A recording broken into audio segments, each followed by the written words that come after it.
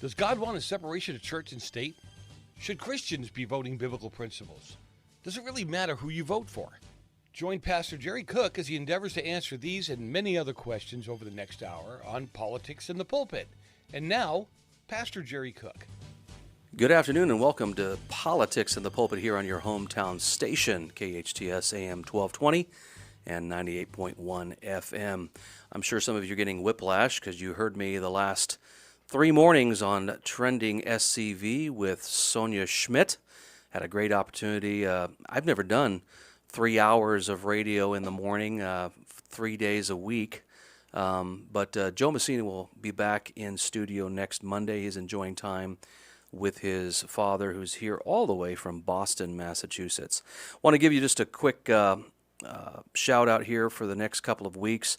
For those of you who listen to AM 870, The Morning Answer, Jennifer Horn will be with us next Wednesday at 2 o'clock, and we'll be talking a little bit about her journey to that position, because obviously if you followed AM 870, The Morning Answer, it went through several iterations, and so even Ben Shapiro.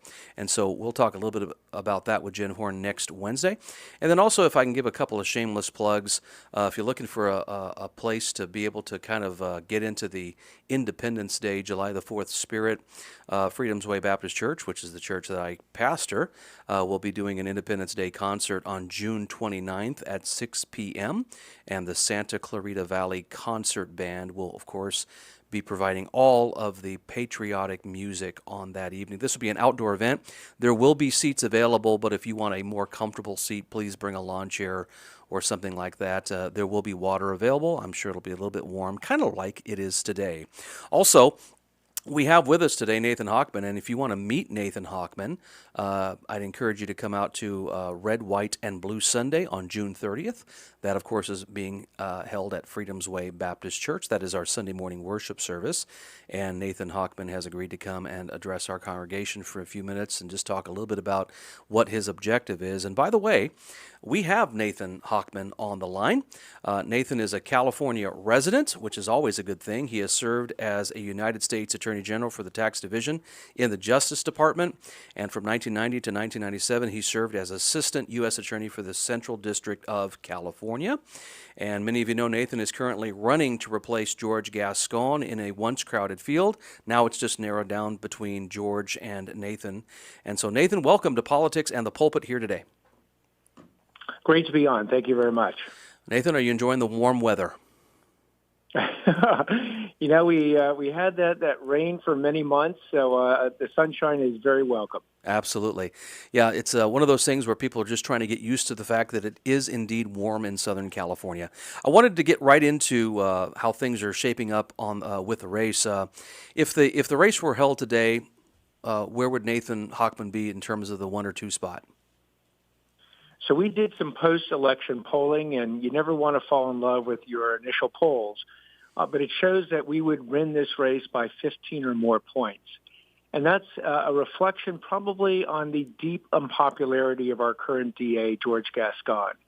On election night, he only got 25% of the vote, meaning 75% of the people rejected him.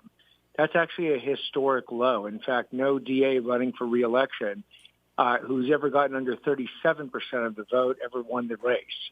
And my job then is to unify that 75%. And sure enough, it cuts across all political, demographic, and geographic dimensions. Democrat, independent, Republican, black, white, Latino, Asian, every group you could imagine, every religion, and the entire, demographic, and geographic dimensions of L.A., which run from Long Beach to Lancaster and Los Angeles, from Santa Monica to the Santa Clarita, San Fernando, and San Gabriel valleys. So it's a great task, but I will tell you that people who do not agree on anything agree on one thing, that George Gascon has failed. His social experiment has been a disaster with our public safety, and he needs to go. I think we can all agree with that. And Nathan, let me ask you a question. Do you have any kind of relationship with George Gascon? Do you know George Gascon at all? I actually don't know him as a person, and quite candidly, my campaign doesn't assume the worst of George Gascon as a person. I'm all about his policies. And his policies from literally the first hour he was in office have enacted the most extreme pro-criminal anti-victim policies in LADA history. Everything from not sending a prosecutor to go with a victim family whose relative has been murdered when they're confronting the murderer at a parole hearing and the murderer seeking to get out of prison early, to approving juveniles stealing just under $950 because you won't prosecute them, to not implying the gun enhancement if someone uses a gun during a crime, the gang enhancement if they're part of a gang during a violent crime, even trying to get rid of the three strikes laws, going after the worst of the worst. So George Gascon might be a good guy, a bad guy, but his policies have made us a whole lot less safe in this county. The last time we saw each other, which I think was a little over a week ago, you spoke a little bit about the sea change that is going on not only here in California but nationally, at least in terms of the political environment. Portland, of course, kicked out their Soros DA, Schmidt. We know that Chesa Boudin was kicked out a couple of years ago, and of course we know that Pamela Price up in the Oakland area is going to be recalled, or at least the recall is going to be placed on the ballot this coming November. Do we think that there is indeed a sea change happening, not only nationally, but more specifically here in L.A.? I think there absolutely is, because back in 2020, we had a fairly unique set of circumstances. We had right literally before the general election for DA, where it was Jackie Lacey versus George Gascon, we had the George Floyd incident. We had the protests and riots. We had the defund the police. We had the mayor famously changing his endorsement from Jackie Lacey to George Gascon 3 weeks before the election. And then we had George Soros and the progressive left coming in with millions of dollars that was unexpected at the time, greatly outspending Jackie Lacey's campaign. Now in 2024, we are seeing that the tide of George Gascon's or George Soros-funded prosecutors being pushed back strongly by the voters, because the voters actually now have the results of their social experiment in all the various cities, and it's been an absolute failure. For instance, in Los Angeles, violent crimes are up every single year in which George Gascon has been the DA compared to the year he was in office. Property crimes are up double digits. Shoplifting is up 81%. Hate crimes are up over 100%. Fentanyl poisonings will kill more 18 to 35-year-olds than anything else. So George Gascon's policies have now been put to the test. The evidence is in. They have failed. And I think the voters will understand in 2024 what they sort of were hoping would happen with his promises in 2020, that those promises have not materialized. They've actually been broken, and vote him out of office on November 5th. I had a question that was texted to me just before the show, and I wanted to ask this question. I kind of already know the answer because I asked you this a few weeks ago in my office, but you ran, obviously, for Attorney General a couple of years ago with your colleague, not necessarily colleague, a friend maybe, Eric Early. And we know that Rob Bonta ended up winning that race. But both you and Eric ran as Republicans. Now you're running as an independent. Why the party switch there, if you will? So here's why I decided to run as an independent in this race. The DA position, unlike the Attorney General position, is a nonpartisan position. It means that on the ballot, you will not see party affiliation next to anyone's name. And because George Gascon has inserted his personal political agenda ahead of the facts and the law, and by that I mean a DA should be independent of politics, resolving criminal cases just based on two things, the facts and the law. George Gascon's changed that with his personal pro-criminal, anti-victim political agenda. I wanted voters to know that I am going to be independent of politics when I make those key criminal justice decisions. And I thought that there is no better way to express that than to actually register as an independent. Effectively, you're registering as a no-party preference, to let voters know explicitly that that's exactly how I intend to run the DA's office. Let me ask you a few questions in reference to some of the things that, of course, are on the voters' minds, especially here in Los Angeles County. Where does Nathan Hochman stand on Prop 47? So Proposition 47, which was sold to the voters in 2014 as the Safe Neighborhoods and Schools Act, has turned out to be anything but.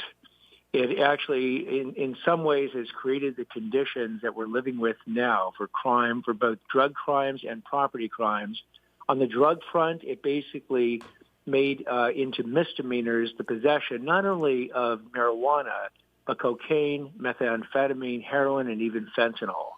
And that has in turn gutted the drug courts, because what used to get people into these successful 18-month rehab programs through drug courts was the hammer of the alternative of having to go to state prison. Once you remove that hammer, the drug courts that used to graduate hundreds of people that successfully completed that 18-month program now have had no one go through them, and those drug courts have dried up. On the property crimes front, the Proposition 47 went ahead and it turned from felonies into misdemeanors any theft under $950. And when you add that George Gascon told juveniles that if you commit a misdemeanor crime, which is, again, a theft under $950, he's not going to prosecute you, it has literally put a license to steal sign on every store in the entire county. So I think that Proposition 47 has been, in some ways, a huge failure. Now, there's a proposition that will be on the ballot in November that I think goes a long way to fix it. It's right now called the Homelessness, Drug Addiction, and Retail Theft Reduction Act. I'm sure it's going to be given a number. And what it does is it targets the repeat offenders. So, for instance, with property crimes, if you commit that property crime the third time, you're now looking at a felony and the potential of going to state prison. With drug crimes, if you do 3 of those drug crimes, the third one is what they call treatment eligible, where the court can actually order you into a treatment program, and the fourth violation will get you into state prison. So I think that this Fix 47 proposition will go a long way to hopefully fixing it, and I'm hoping that the voters not only vote me in November 5th, but also pass this proposition, because it'll give us a lot of great tools to deal with repeat offenders who are both drug criminals and property criminals. So you would be a Fix 47 advocate, not necessarily a upend it. Well, I think that, again, if you could upend it, it would be sort of a preferred course. But I think that the Fix 47 proposition, which already has the signatures it needs it to be on the ballot, if we're going to actually fix 47 in any time soon, is the best alternative at this point. Because if it does pass in November, it goes right into law. Yeah. Well, another thing that's on the voters' mind, especially here in Los Angeles County, as you know, is cashless bail and this implementation of it in the last few years. What is Nathan Hochman's take on cashless bail, and what would you do should you be DA? Certainly. Cashless bail was the overreaction to the problems we had with the cash bail system. The problems we have with the cash bail system is that if you were, for instance, to commit a robbery, you would look on a schedule, it would say robbery, $50,000 bail. Now, $50,000 might be the right amount, but if you're someone who's robbed, 10 times before, it probably should be a higher amount. On the other hand, if you've never robbed before at all, but you can't come up with the $50,000 or even the $5,000 you need with a bond company, you might very well have a very good case of your innocence, but because you can't come up with bail, you're not going to get out of jail. You'll lose your job, your family will suffer, and by the time you get around to finally getting vindicated, it might be too late in your life. So we needed to fix the cash bail system, but lo and behold, the courts overreacted, and they enacted a zero bail or a cashless bail system, where for way too many crimes, if you are arrested in the morning, you'll be out by the afternoon. And so often with these property crimes, while the police are literally filling out the paperwork, before they get done with the paperwork, the guy's already out. So it's created a overreaction. Where I come down is bringing a magistrate judge, early in the process, within the first 24 hours, to evaluate bail in all cases. And the judge would then look at the 2 risks, the risk of flight, which means that you won't appear for your next court appearance, and the risk of danger to the community, the likelihood you're going to commit more crimes. The defense can weigh in, and they'll probably say that the amount should be low. The prosecution can weigh in. They might say the amount should be higher. And ultimately, a judge can look at all the facts and hopefully assess the appropriate bail. That would be the system I think is the most fair to both sides, and I would advocate getting implemented once I become DA. What is your position on the death penalty? We know that there's a moratorium on it currently, but obviously there are egregious crimes that are committed. How would Nathan Hochman, how would you deal with things that are horrendous in terms of crime against children or what have you? So I think you hit on the instances where the death penalty needs to be on the table for consideration. I think obviously it's the final penalty. It is only to be used in the rarest of rare cases. But there are heinous and depraved crimes for which the death penalty is applicable, like the cold-blooded assassination of a police officer, like, God forbid, we should have a bomb in a Taylor Swift concert that were to go off and kill thousands of people. The death penalty has to be on the table for consideration in these situations. And again, the death penalty gets more scrutiny than any penalty in a DA's office. The most senior people weigh in, and they look at the aggravating factors that say it should be applied versus the mitigating factors that say it shouldn't. They ultimately make that difficult decision, but then a judge and a jury have to weigh in to see whether or not it's applicable. Then if a judge, a jury, and the DAs all find in favor of it, and the jury convicts and the judge or sentences someone to death, then it goes through an appellate system that is as rigorous as it can possibly be because the death penalty is at issue. So the voters had a chance to reject the death penalty twice in the last 15 years, and both times they chose not to reject it. So as DA, my job is to uphold all the laws. The death penalty right now is one of those laws. And in these rare, heinous, depraved sort of crimes, the death penalty would be on the table for consideration. Yeah, I know. I live here in Santa Clarita, and of course, it was back in October when I got a call that Deputy Klinkenberger was shot unceremoniously in his car there on the streets of Palmdale, and was actually one of the pastors present when he was rushed into the hospital there in the AV. And obviously, I think crimes like that definitely deserve consideration when it comes to the death penalty. When we were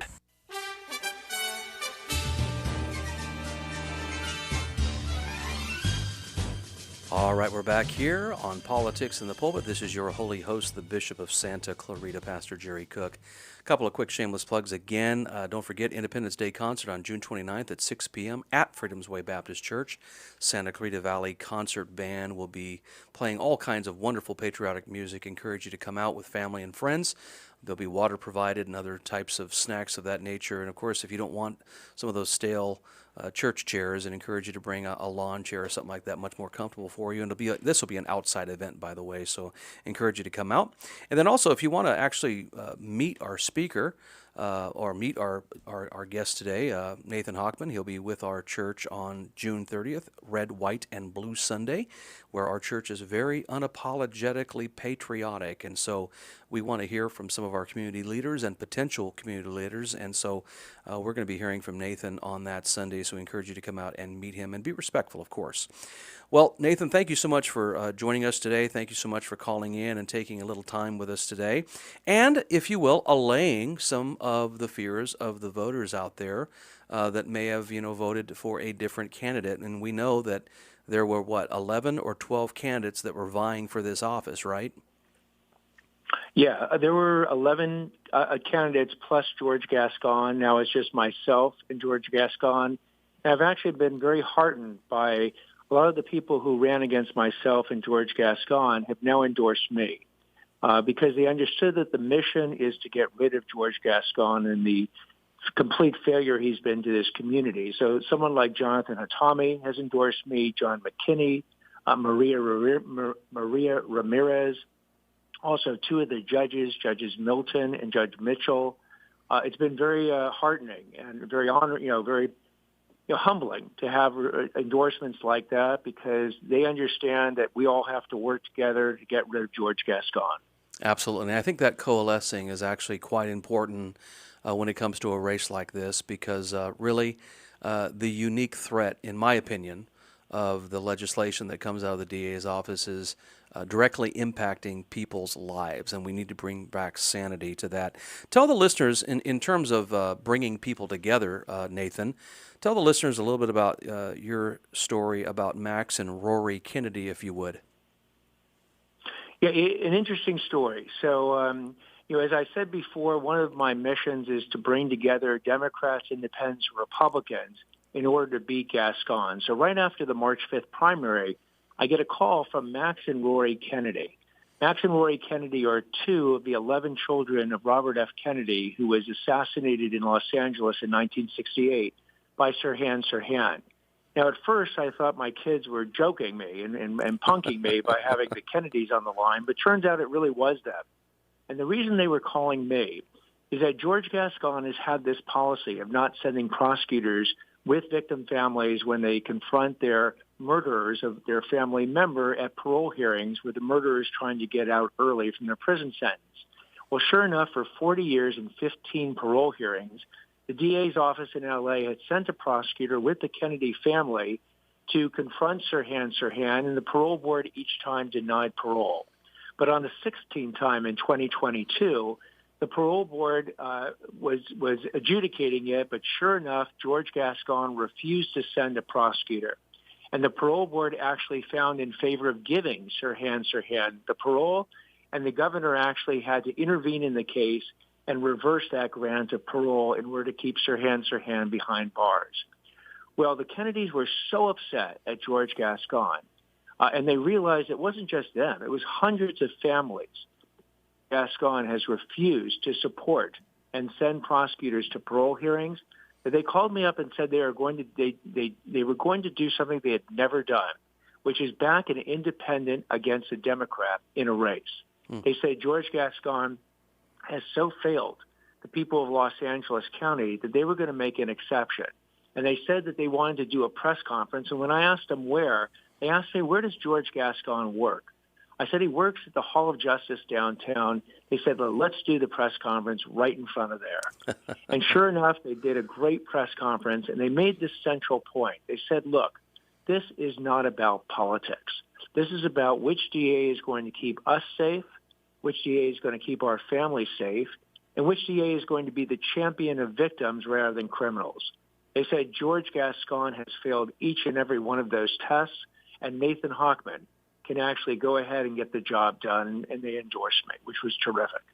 Well, obviously, safety and sanity in our communities should be a bipartisan issue indeed. And so having the endorsement of Max and Rory Kennedy is quite impressive. And thanks for sharing that with us. I wanted to ask you also about the potential for debates.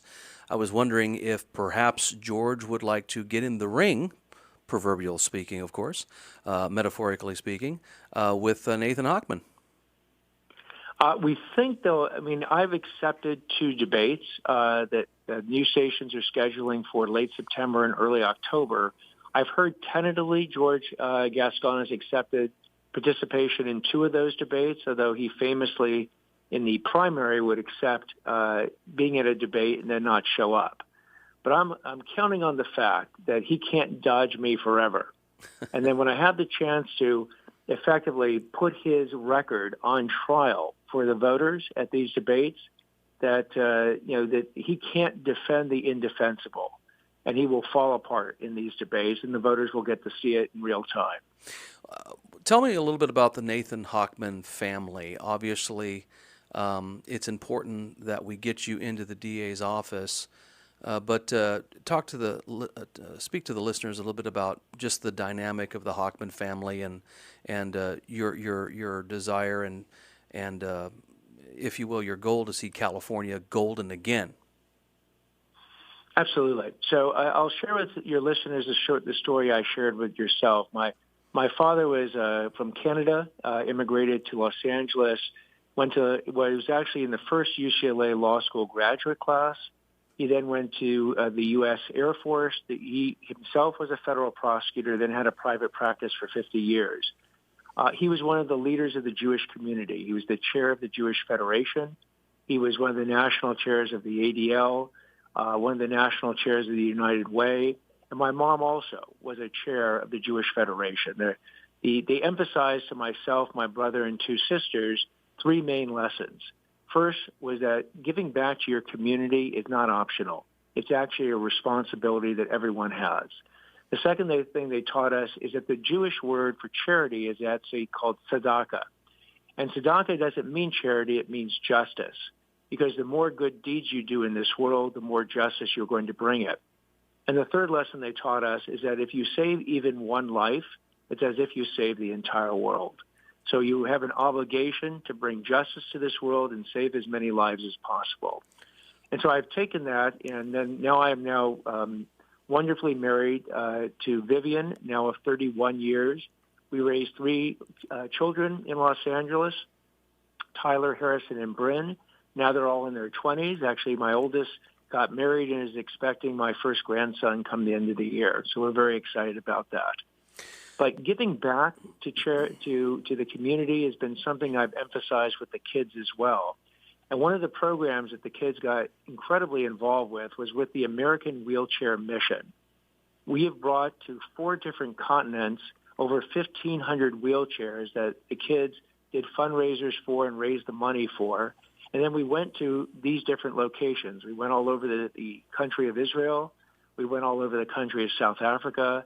We went over the country of Vietnam and Ecuador, bringing what we call the gifts of mobility to the people who didn't have it in some of the most impoverished communities across the whole world.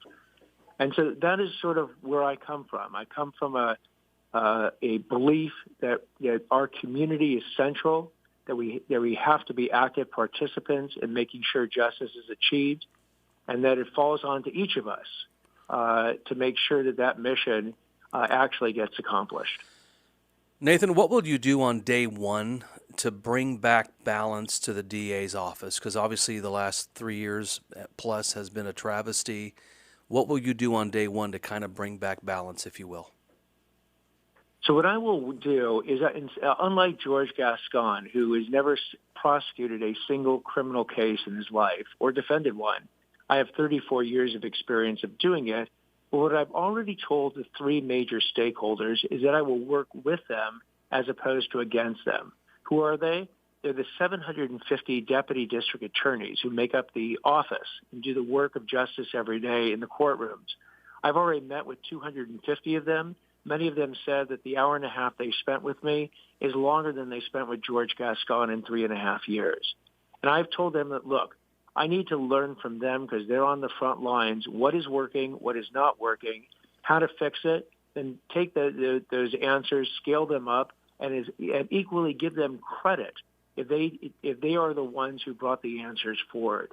Because I'm a big believer of what President Reagan used to have on his desk, that I'll paraphrase, that you can do great things in this world if you don't care who gets the credit. The second big stakeholder is law enforcement.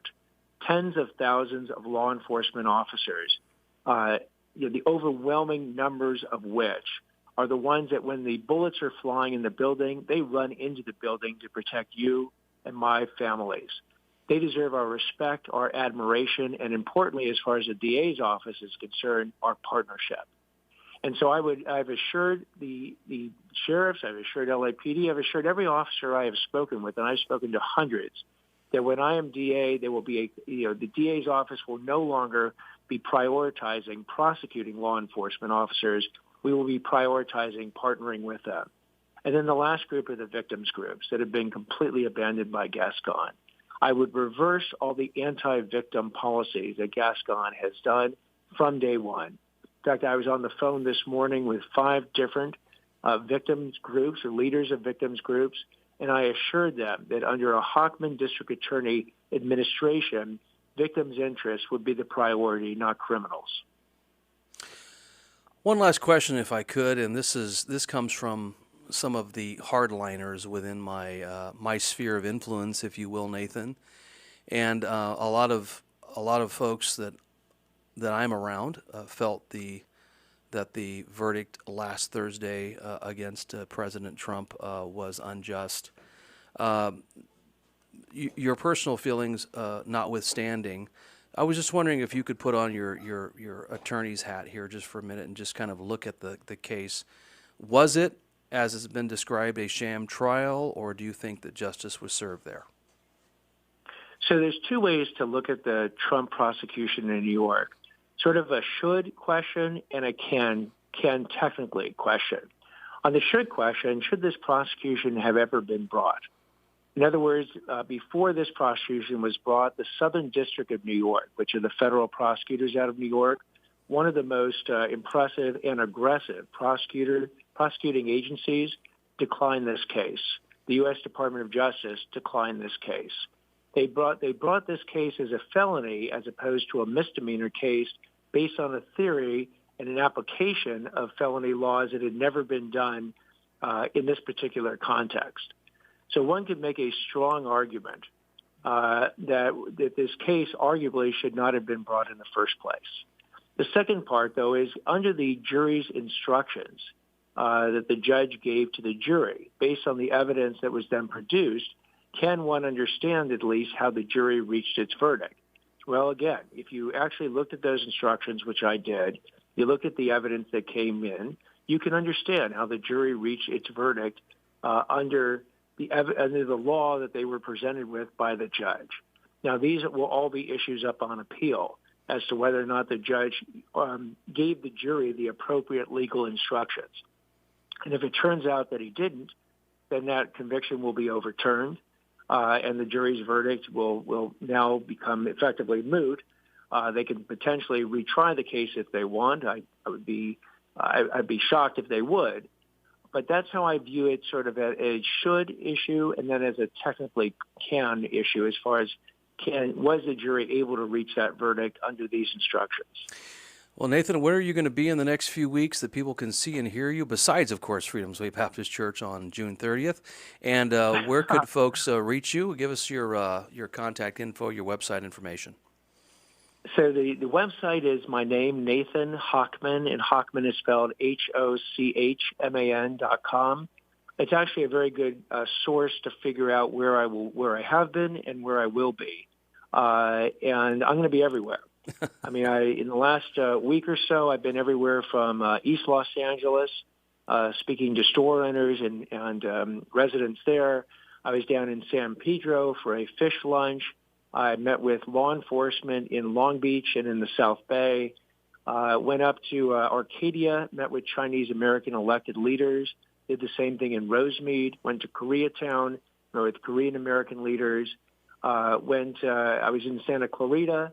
Unfortunately, I didn't have time to stop by. I had a quick fundraiser in Santa Clarita. And then I will be back, hopefully, in Santa Clarita, Lancaster, and Palmdale, certainly on June 30th, and then hopefully many times between now and November 5th. Nathan Hochman, thank you so much for calling into Politics in the Pulpit today, and Lord willing, you'll be the next DA of Los Angeles.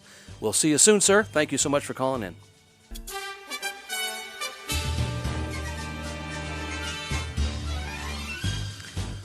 All right, we're back here for our final segment here on Politics in the Pulpit on your hometown station, AM 1220 and 98.1 FM. This is your holy host.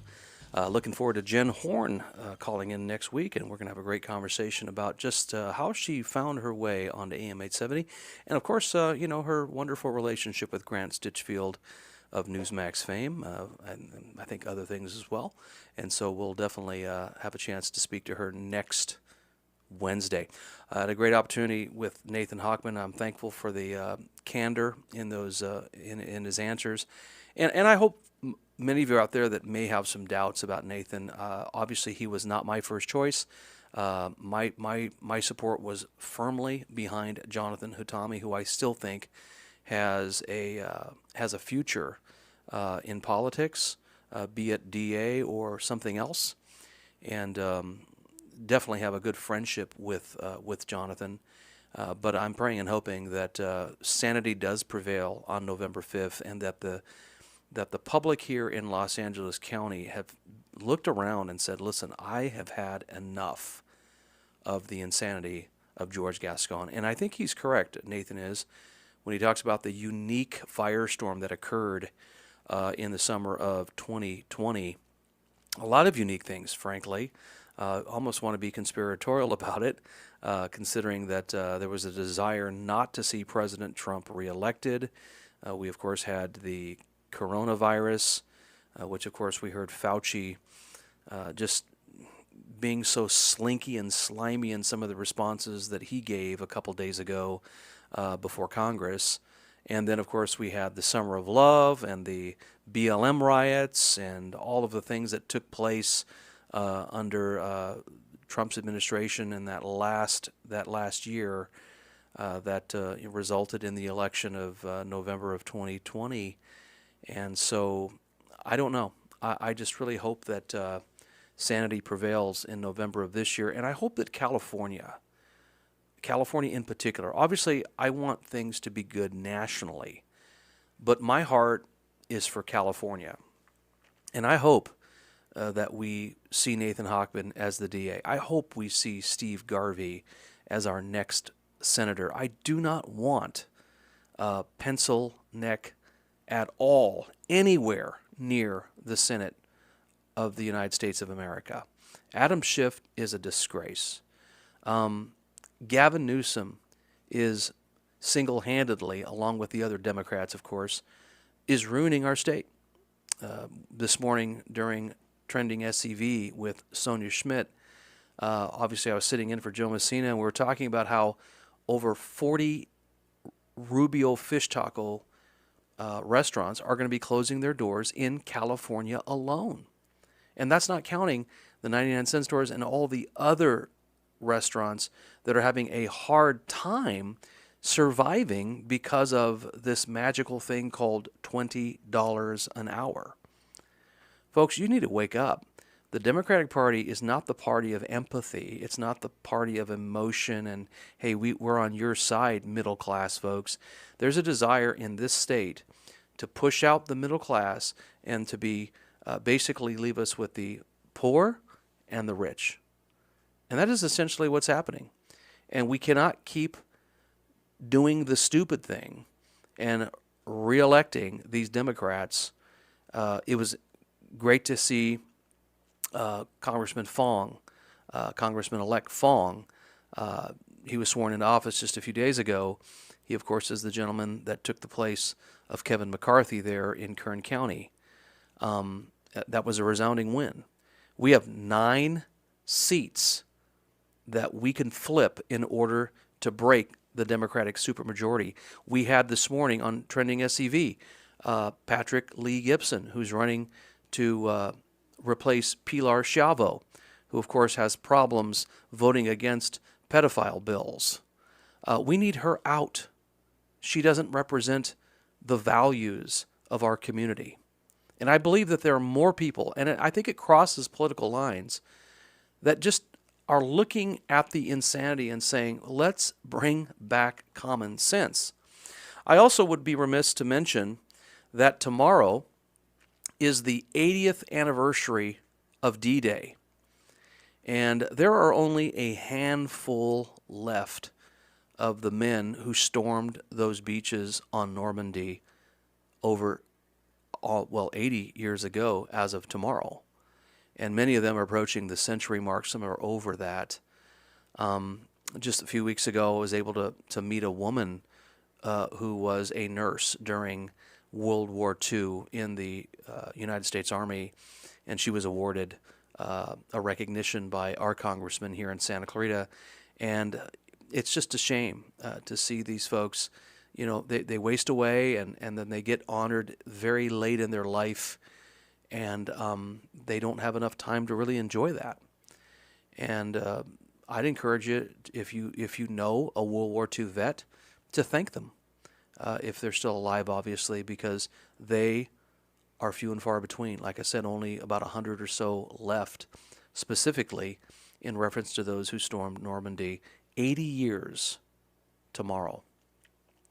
And then I don't want to just leave this alone, but I just want to just give you a quick shameless plug again. Don't forget, June 29th, if you are someone who just loves July the 4th, Independence Day, you love liberty, you love freedom, come on out to the Independence Day concert on June 29th at 6 p.m. at Freedom's Way Baptist Church. Again, this will be an outdoor event. Bring a chair if you don't like a stuffy plastic chair, and enjoy some good John Philip Sousa and other types of patriotic music.